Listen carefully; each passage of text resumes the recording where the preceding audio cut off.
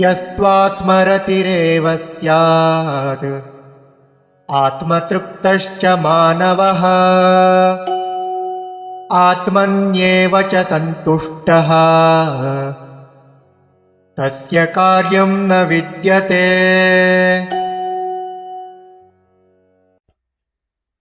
यः तु आत्मरतिः एव स्यात् आत्मतृप्तः च मानवः आत्मनि एव च सन्तुष्टः तस्य कार्यं न विद्यते।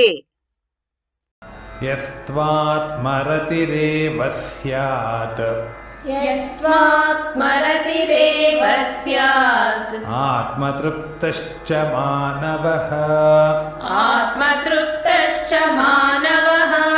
आत्मन्येव च सन्तुष्टः तस्य कार्यं न विद्यते। यस्त्वात्मरतिरेव स्यादात्मतृप्तश्च मानवः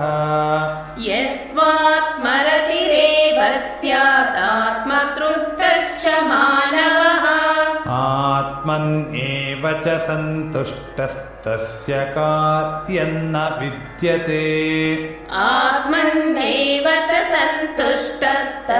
कार्यं न विद्यते।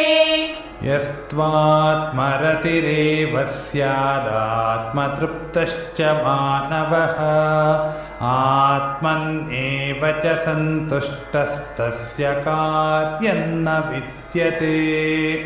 यस्त्वात्मरतिरेव स्यादात्मतृप्तश्च मानवः आत्मन्येव च सन्तुष्टस्तस्य कार्यं न